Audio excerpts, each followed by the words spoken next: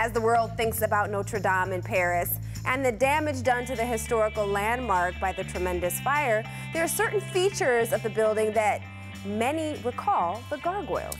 These guardian statues watch over those below, and here in Detroit we have our own guardians you may never have noticed. That's right. Photojournalist Alex Atwell has a look at this uniquely Detroit faces.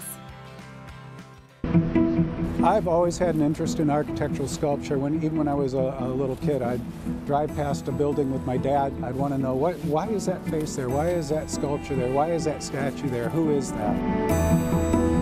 As I got older, I noticed more around Detroit that grew, and then I started taking pictures of these buildings and of the sculpture on these buildings, and so the interest grew out of that. My name's Jeff Morrison. I'm a photographer and historian, and I've written a book, produced a book called Guardians of Detroit.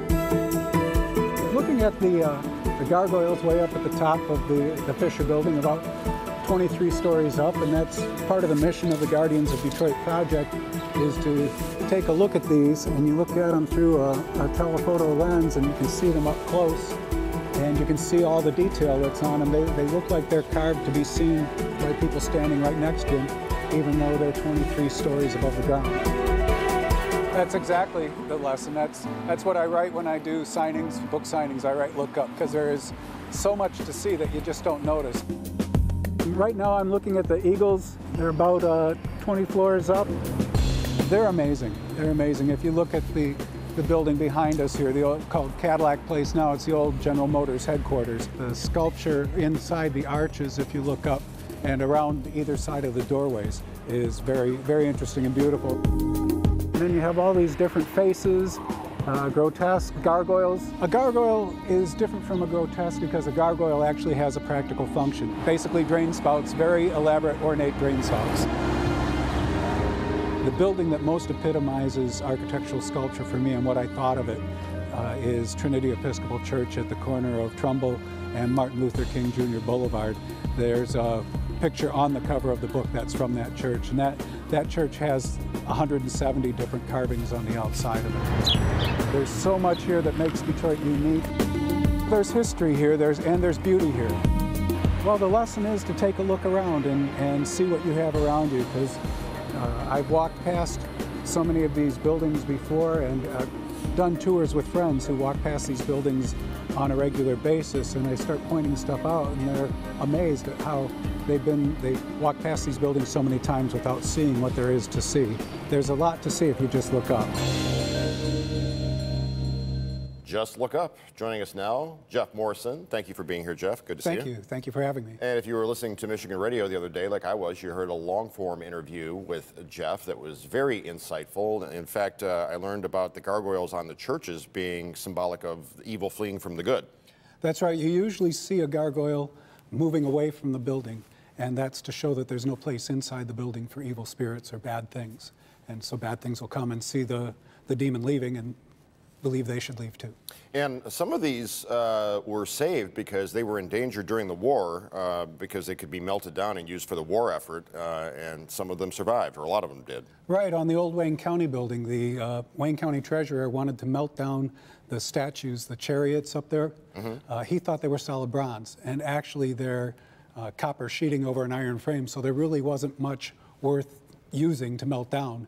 Plus, there was a big outcry from the artistic community about getting rid of the statues. Do you find that people are surprised once they start looking up at what they can see in their city?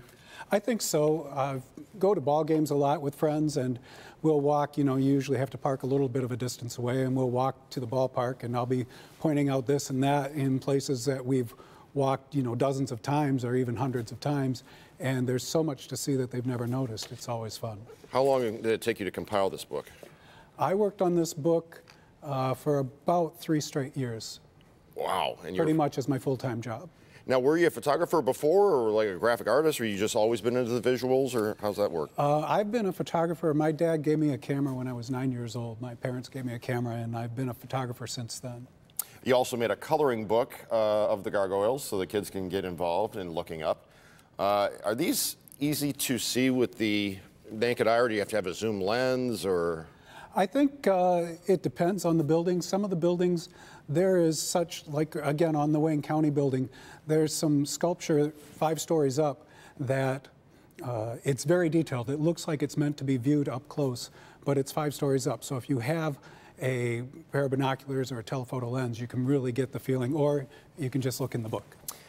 Quote, unquote, Morrison writes with a light, knowing touch, every bit as easy with architecture as with the sculpture adorning it. His crisp photographs illustrate a Detroit most of us have never seen, alive with griffins and gargoyles. Yeah, what's up with the griffins? Well, the griffins are kind of a unique thing. You see that on a lot of buildings. Historically, they're guardians of treasure, but you also see them apparently on a lot of the older police stations. And I think that might come from the Griffin being a symbol of Detroit, because Robert LaSalle's ship, the Griffin, was one of the first sailing vessels on the Great Lakes. Well, I'm sure they probably have that longer interview. I wish we had more time with you, Jeff, on MichiganRadio.org archive with Lester. So I appreciate that interview. It was very insightful, and it helped me do my homework for this interview. So thank you very much. Oh, you're very welcome. Thank you. Where can people find the books, and where can they find you online? The best place to get the books and to find me online is at guardiansofdetroit.com. You can also find them at many local shops. Pure Detroit, Barnes & Noble has them. Cool. And anywhere books are sold. Excellent. Thank you, sir. Thank you.